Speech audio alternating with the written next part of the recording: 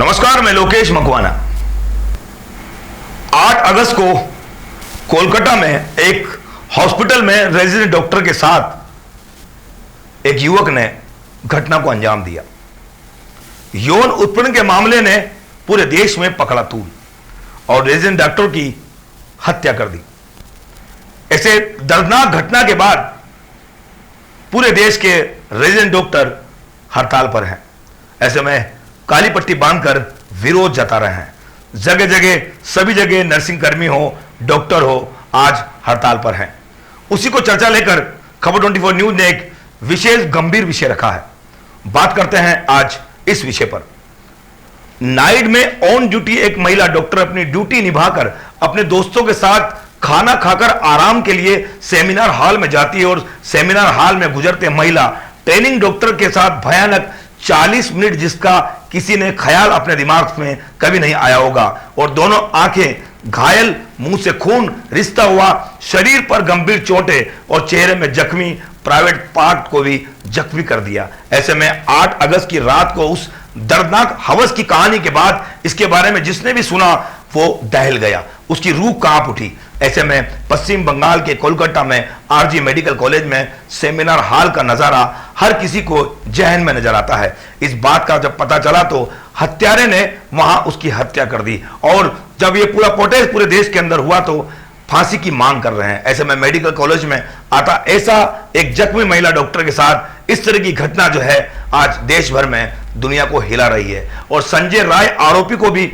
Police ने भले पकड़ लिया हो, लेकिन देश में आज उसको फांसी देने की मांग कर रहे हैं।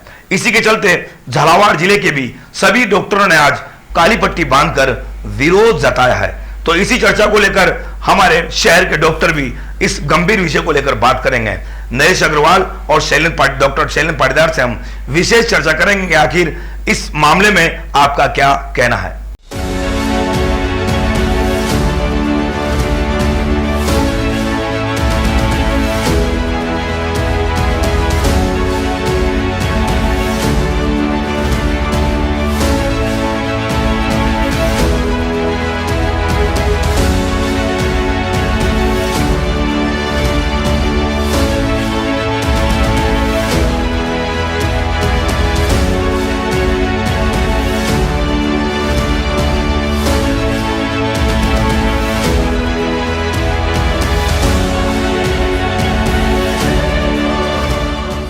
जैसा कि मैंने आपको बताया कि हम कुछ विशेष डॉक्टरों से बात करना चाहते हैं। इस पूरे मामले में लगातार 2 दिन से भवानी शहर के अपूर्वपूरे जिले के डॉक्टर अपने अपने तरीके से प्रोटेस्ट कर रहे हैं, हड़ताल कर रहे हैं, काली पट्टी बांधकर विरोध कर रहे हैं। हमारे साथ हैं डॉक्टर नरेश अग्रवाल, आपका स्वागत है सबसे पहले न्यूज़ पर।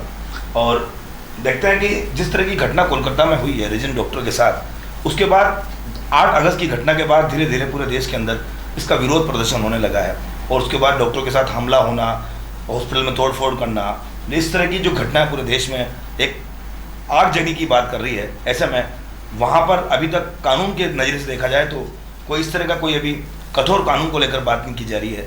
सब तरह के मुद्दों को लेकर बात कर रहे हैं। डॉक्टर के लिए न्याय की मांग करने वाले प्रदर्शनकारियों पर हमला करने वाले वो कौन थे चाहता है जो आरोपी से बच पाए। ऐसे में आपको हम बता दें कि लगातार जिस तरह से आज पूरे जिले के अंदर छोटे से बड़े नर्सिंग कर्मी भी हो, वो आज कंधे से कंधा मिलाकर इनके साथ चल रहा है।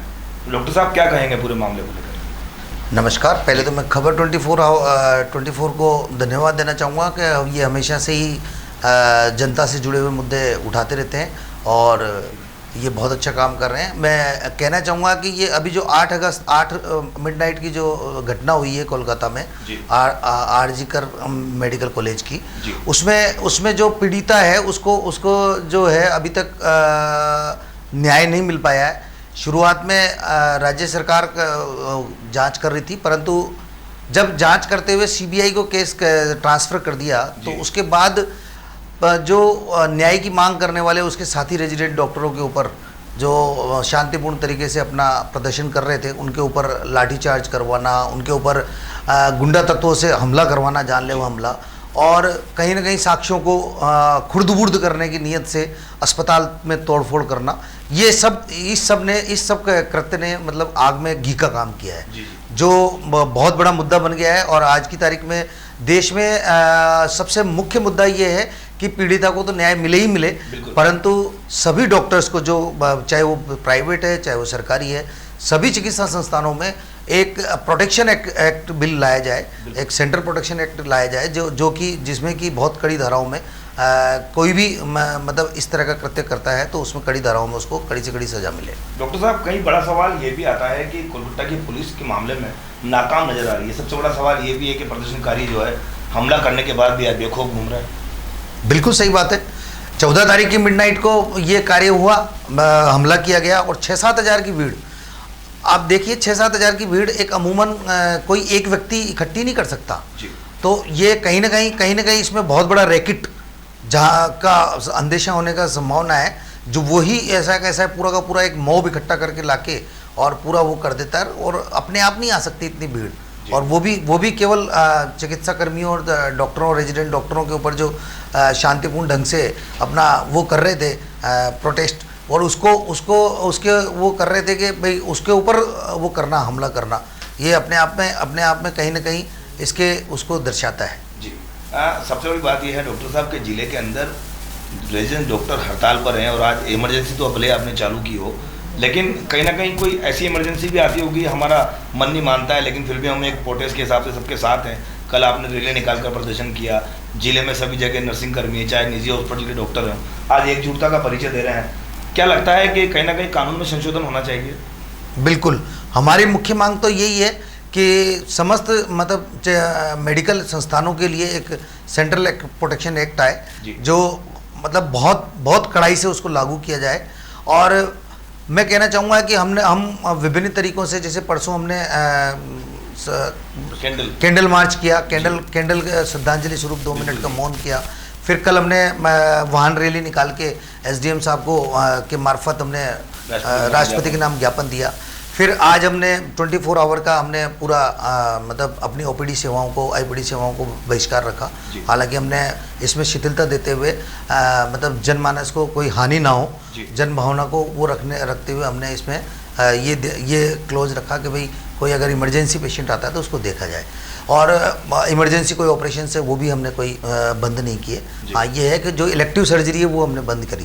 डॉक्टर साहब, जैसे पश्चिम बंगाल की सरकार ने पे भी कहीं ना कहीं आरोप लग रहे हैं, वो चाहती है तो कानून व्यवस्था अगर मजबूत होती तो इस तरह के जो कृत्य होते हैं, जो घटनाएं होती है, जो तोड़फोड़ होती है, वो शायद नहीं होती, लेकिन वहाँ की जो अराजकता है कहीं ना कहीं देखने को नजर आ रही है। बिल्कुल उसी की बानगी है कि जो ममता दीदी जो खुद सीएम है और जिनके पास गृह विभाग भी है और उनके पास चिकित्सा शिक्षा विभाग भी है, दोनों विभाग उन्हीं के पास है, और एक खुद महिला भी हैं, उसके बावजूद भी वो खुद रैली निकाल रही है अपनी सरकार के खिलाफ। इसी से लगता है कि कहीं ना कहीं उनके मन में खोट है और वो मामले को दबाना चाहते हैं। बिल्कुल। अब जो तोड़फोड़ हुई है, जो डॉक्टरों के साथ मारपीट हुई है, उसमें भीड़ का हिस्सा हम ये नहीं कह सकते कौन लोग होंगे, क्या होंगे, लेकिन क्या लगता है आपको कि भाई ये जो पूरी एक साजिश का कहीं हिस्सा तो नहीं है पूरा पार्टी? बिल्कुल, इसमें 100% साजिश का ये अंदेशा है। अगर चाहें तो हम भीड़ में से सब आजकल सीसीटीवी कैमरे से सबकी पहचान की जा सकती है और सबको पकड़ा जा सकता है, पर यह है कि मेन चीज़ ये है कि हमारी मंशा हो ऐसी उनको पकड़ के वो करने की। पर चूंकि कहीं ना कहीं वो अगर सरकार के द्वारा ही सरकार में बैठे हुए किन्हीं लोगों के द्वारा ही पैदा की गई भीड़ हो तो फिर कैसे होगा, न्याय कहाँ से मिलेगा? बिल्कुल। तो क्या लगता है कि आपकी एसोसिएशन लगातार 24 घंटे का अल्टीमेट देकर इमरजेंसी चालू रखकर एक प्रोटेस्ट हड़ताल कर रही है, ओपीडी बंद रख रही है, तो अब तक क्या निकल कर आया कि भाई क्या आपकी मांगे होगी महत्वपूर्ण जो आम जनता तक पहुंचे? वो भाई मेन महत्वपूर्ण जहाँ मांग तो ये है ही पीड़िता के परिवार को मतलब न्याय मिले, जल्द से जल्द उसका जो भी एक्शन हो वो लिया जाए और दोषियों को सज़ा मिले। उसके अतिरिक्त उसको निश्चित मुआवजा मिले, क्योंकि ड्यूटी के दौरान उसके साथ ऐसा हुआ है, तो एक बहुत निश्चित मुआवजा मिले। इसके अलावा सबसे बड़ी मेन चीज़ वही मैं दोबारा से कहना चाहूँगा, सेंट्रल प्रोटेक्शन एक्ट एक प्रभावी रूप से उसके लिए आप ठोस कदम उठावें और इसके लिए बिल लेकर आवें, ताकि मतलब जनमानस में या यूँ कह लें कि असामाजिक तत्वों में एक डर पैदा हो कि हॉस्पिटल में हम कुछ करेंगे, बदमाशी या कुछ भी करेंगे तोड़फोड़, तो हमारा पता नहीं हो सकता, हमें बहुत कड़ी मार पड़ सकती है। तो जब तक ये डर नहीं होगा तब तक ये संस्थानों पे हमले रुकेंगे नहीं। एक बड़ा सवाल है डॉक्टर साहब, जैसे महिला आरक्षण बिल जो लेकर आई है, तो हो सकता कड़े कानून को लेकर भी चाहते तो ये एक कानून बन सकता था महिलाओं को लेकर, सख्त कानून, जैसे पोक्सो एक्ट तो बना ही दिया, एक ऐसा कानून भी बन सकता था कि जिससे कि तुरंत मतलब 15 से 20 दिन के अंदर पूरे केस को हैंडल कर प्रमुखता से पहुंच जाए। बिल्कुल बिल्कुल। आज के दौर में ये मतलब ये तो चलो अभी एक मेडिकल रेजिडेंट डॉक्टर के महिला डॉक्टर के खिलाफ था, परंतु गाहे बगाहे महिलाओं के लिए खिलाफ हर जगह जगह से न्यूज़ें आती रहती है, क्योंकि अभी उत्तराखंड से न्यूज़ आई कि एक फीमेल नर्सिंग जो है ड्यूटी से घर जा रही थी और बीच में उसके साथ भी उसको मार दिया गया बलात्कार करके। तो इस तरह से गाये बगाए कोई ना कोई महिला हमारे इससे पीड़ित हो रही है बलात्कार और हत्या से, तो इसके लिए बहुत ठोस कानून बनाने की आवश्यकता है। खबर 24 न्यूज़ इस तरह के मुद्दे लाता रहता है, तो क्या मैसेज देना चाहेंगे जनता को? खबर 24 न्यूज़ हमेशा से ऐसे मुद्दे लाता रहता है और ये मैं उनको बिल्कुल धन्यवाद का पात्र धन्यवाद देता हूँ कि वो बिल्कुल ऐसे मुद्दे उठा के और जन जागरण पैदा करे और जनता में मतलब ज़्यादा से ज़्यादा पॉलिसी लाए। ये थे डॉक्टर नरेश अग्रवाल, जिन्होंने अपनी बात जो है, अपना विषय जो है खबर 24 न्यूज़ के माध्यम से रखा है। अब हम अगले डॉक्टर को बुलाने की कोशिश करते हैं, जानने की कोशिश करते हैं कि उनका क्या व्यू है और क्या कहना चाहते हैं पूरे इस मामले में।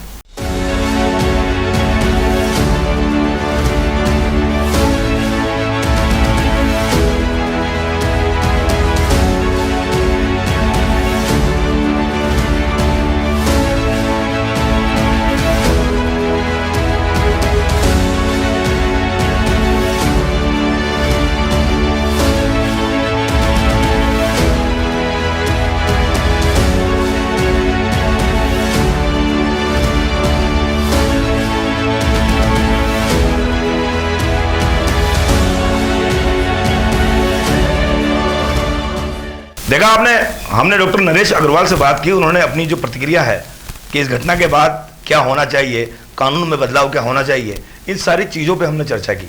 और आज हमारे बीच हैं डॉक्टर शैलेंद्र जी पाटीदार। नमस्कार आपका खबर 24 न्यूज़ पर सर। नमस्कार। और जिस तरह से सर कोलकाता के अंदर जो रेजिडेंट डॉक्टर के साथ घटना हुई है, उसके बाद पूरा देशव्यापी हड़ताल जो है आज कहें हम तो पूरे देश में देखने को मिली है। ऐसे में बात करें झालावाड़ जिले के सभी निजी अस्पताल हो या सरकारी अस्पताल हो या मेडिकल कॉलेज हो, सभी ने सपोर्ट कर आज कार्य का बहिष्कार किया है, इमरजेंसी भले चालू की हो। तो हम सवालों को लेकर बात करते हैं कि आखिर ये जो घटना जो है, इतनी बड़ी घटना होने के बाद आखिर क्या इसमें नया नवाचार कानून करे, वहाँ की राज्य सरकार करे। ऐसे में हम आपसे एक सवाल पूछना चाहते हैं कि क्या आप स्वास्थ्य कर्मियों की भी केंद्र कानून की जरूरत पड़ेगी सर?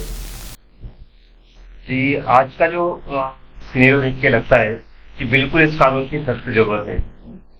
जिस स्थिति में डॉक्टर्स और अलग स्वास्थ्य कर्मी काम करते हैं और आए डॉक्टर को और स्वास्थ्य कर्मी को जो पेशेंट होते हैं उनके साथ में जो उनके परिजनों से कहा सुनी का और अभद्र शब्दों का और कहीं भी बार हाथापाई का सामना करना पड़ता है जी। इन सबको देखते हुए ऐसा लगता है कि सख्त कानून की जरूरत है।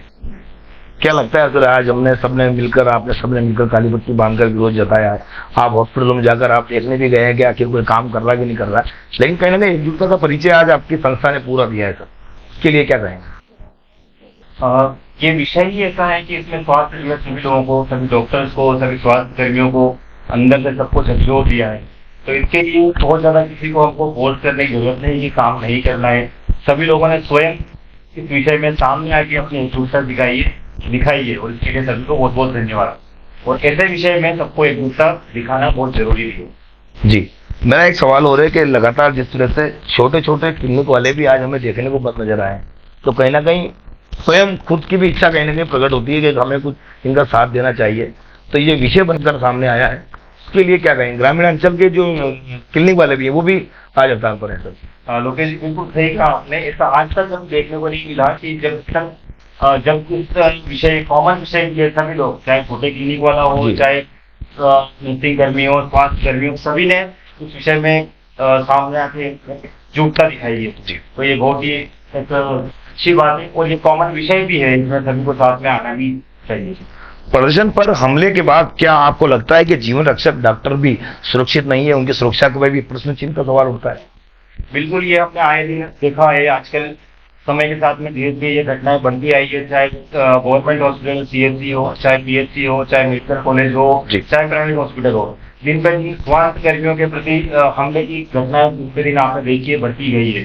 तो डॉक्टर हमेशा इस माहौल में काम करता है, जब पेशेंट कोई सीरियस होता है तो उसमें ये घटना कभी घट हो सकती है, पेशेंट की जान कभी उस कोशिश के बाद भी अगर नहीं बजाई जा सकती है तो उसमें एक घटना कर जाती है और सामने वाले का गुस्सा हमेशा डॉक्टर को और स्वास्थ्य कर्मियों को झेलना पड़ता है। बिल्कुल। तो इसके लिए विशेषतः हमेशा कुछ न कुछ कानून की जरूरत है, उनकी सुरक्षा मुहैया कराने की जरूरत है, तभी वो एक खुले वातावरण से उसे ट्रीटमेंट कर पाएंगे पेशेंट का। ऐसे मामले में सरकार द्वारा बनाए जा रहे महिला सुरक्षा के लिए सभी कानून को खोखला साबित कर देते हैं। महिला सुरक्षा, महिला संबंधित कानून पर भी प्रश्न चिन्ह लगता है, दिखाई दे रहा है। ऐसे में लगता है कि संशोधन की बहुत जरूरत है डॉक्टर साहब। देखिए, आपको ये इस विषय में स्वास्थ्य में अलग से आपको सोचना पड़ेगा, क्योंकि सबसे ज्यादा स्वास्थ्य कर्मी महिला जो कर्मियों की जहाँ पे तादाद होती है वो स्वास्थ्य विभाग में होती है। आपने देखा ज्यादातर जो नर्स होती है वो सिर्फ महिलाएं होती है और ज्यादातर 4th क्लास हॉस्पिटल में कहीं महिला ही होती है और उनको दिन रात काम करना पड़ता है। दिन में ड्यूटी आवर्स जो है मेरा स्वास्थ्य विभाग में 24 घंटे ड्यूटी चलती है। तो इसलिए विशेषकर ये ध्यान देना पड़ेगा कि स्वास्थ्य में जो विशेषकर इसमें स्वास्थ्य कर्मियों के लिए एक विशेष कानून की जरूरत है, उनकी सुरक्षा के लिए विशेष कानून की जरूरत है। न्याय के लिए मांग कर रहे डॉक्टर की बर्बरता न्याय के बदले डॉक्टर के साथ झेलनी पड़ रही है, ये क्या न्याय है? बिल्कुल ऐसा लगता है आपको कि भाई जिस तरह से घटना हुई है और न्याय की बात कर रहे हैं? देखो, ये चाहे डॉक्टर हो चाहे डॉक्टर नहीं हो, पहली बात तो ये घटना चाहे कोई आमजन भी हो, घटना बिल्कुल भी शोभनीय नहीं है। इसलिए न्याय के लिए तो एक सबसे बड़ी बात इसमें यह है कि जो व्यक्ति ड्यूटी कर रहा है और ड्यूटी गवर्नमेंट हॉस्पिटल ड्यूटी करते हुए उसके साथ में एक घटना हुई है, तो इसलिए एक विशेषकर इस पर ध्यान देने की जरूरत है कि आखिर ये स्थिति क्यों बनी और बाकी सब जिम्मेदार लोग वहाँ पे कहाँ थे जहाँ पे इस घटना इतनी कॉमन जगह घटना हो गई। तो इसलिए उन सबको ये देख के दोषियों को कार्रवाई करना चाहिए। एक सवाल और मेरा, अस्पताल प्रशासन पे भी कहीं ना कहीं शक के दायरे में प्रशासन पे भी आरोप लग रहा है कि कहीं अगर वो थोड़ी सी सतर्कता बरतते तो ये घटना नहीं होती।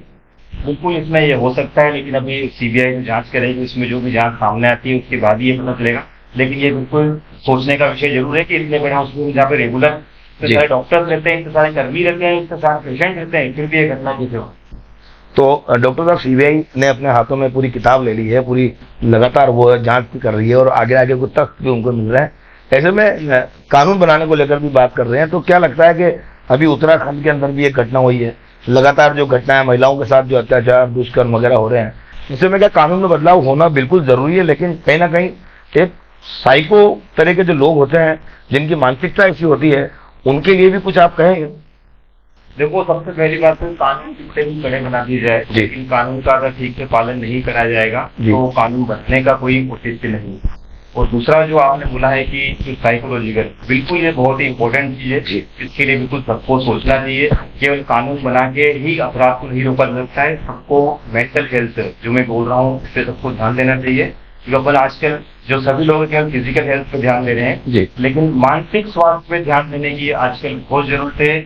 स्कूल से लेके कॉलेज से लेके हर जगह सोसाइटी में सभी लोगों को, जो यूथ है, जो नए बच्चे हैं, उनके मानसिक स्वास्थ्य पे को ध्यान देना चाहिए कि उन लोगों की सोच क्या है, उन लोग क्या सोच रहे हैं, किस तरह सोच रहे हैं। तो ये बहुत ही इम्पोर्टेंट है। जब तक ये क्राइम नहीं रुकेंगे, जब तक कि इसका मानसिक स्वास्थ्य के बारे में सबको सबका ध्यान नहीं जाएगा। एक जनता का सवाल था, मैं पूछना चाहता हूँ, आप चाइल्ड स्पेशलिस्ट डॉक्टर हैं, तो आजकल की जो जनरेशन है जो मोबाइल से अपना सारा काम कर लेती है, माँ बाप पेरेंट्स को ये पता नहीं चलता कि मोबाइल में आखिर देख क्या रहा है। शुरुआती जब होती है तो अपने हाथों के एंड्रॉइड से होती है, सर उसके लिए क्या मैसेज देना चाहेंगे? मेरा सभी पेरेंट्स से, मैं अपने क्लिनिक पे जो भी पेरेंट्स आते हैं उन सबको यही बोलता हूँ कि आपको जो मोबाइल का सोशल मीडिया कंटेंट आजकल फ्रीली अवेलेबल है, इससे स्क्रीन टाइम लिमिट होना चाहिए। 5 साल से नीचे स्क्रीन टाइम 0 होना चाहिए। उसके बाद 5 साल के बाद ये स्क्रीन टाइम जरूरी हो तो मैक्सिमम आधा घंटा है, लेकिन कंटेंट आपको पता होना चाहिए कि आपका बच्चा क्या देख रहा है। और स्क्रीन टाइम को लिमिट करने का एक ही तरीका है, पेरेंट्स दिन भर खुद मोबाइल चला रहे हैं, अपने बच्चे को बोलते मोबाइल पर चलाओ, वो कभी पॉसिबल नहीं होगा। आपको वो खुद बंद करना पड़ेगा, तब आपका बच्चा मोबाइल देखना बंद करेगा। तो इसलिए ये आपके लिए सीख है कि अपना स्क्रीन टाइम लिमिट करें, अपने आप ही आपके बच्चे स्क्रीन टाइम लिमिट करें। खबर 24 का एक आखिरी सवाल है कि लगातार खबर 24 न्यूज हर छोटे से छोटे सामाजिक खबरों को दिखाने का प्रयास करता है। आज इस मुद्दे को हम गंभीरता से लेते हुए पूरे राजस्थान में दिखाने का प्रयास कर रहे हैं, क्या कहेंगे चैनल के माध्यम से? खबर 24 को मैं धन्यवाद देना चाहूंगा कि वो हमेशा जो पब्लिक अवेयरनेस के बारे में जो भी कंटेंट होता है उसको हमेशा सामने लेके आती है। और उनको ये, उनकी तरफ से ये मैसेज देना चाहूंगा बिल्कुल कि जो पेरेंट्स हैं, अपने जो छोटे बच्चे हैं, एडोलेसेंट बच्चे हैं, उनकी एक्टिविटी पे लगातार नजर रखें, उनकी मेंटल हेल्थ है, उनके दिमाग में क्या चल रहा है उसका भी ध्यान दें, और उनके स्क्रीन टाइम, मोबाइल और टीवी चीजों के उपयोग से हमेशा नजर रखें और उसको लिमिट करें। ये तो डॉक्टर शैलेंद्र पाटीदार जो कि उन्होंने अपनी जो बात है, अपनी गंभीर बातों को लेकर सामने आए हैं और एक मैसेज भी दिया है कि बच्चों को मोबाइल, तो बच्चे मोबाइल ले लेते हैं लेकिन वो क्या पता क्या देखते हैं, उनके माता पिता को भी इस चीज का ध्यान रखना चाहिए। ऐसे में गंभीर विषय को लेकर आज इतना ही। बने रहे खबर 24 न्यूज के साथ और लगातार खबरें जो है वो लगातार आप देखते रहें। हमारे 3 बुलेटिन बनते हैं और लगातार खबरों के साथ आप जुड़े रहें, अनेक कार्यक्रमों के साथ, हर कदम आपके साथ। 9 साल बेमिसाल खबर 24 न्यूज। धन्यवाद।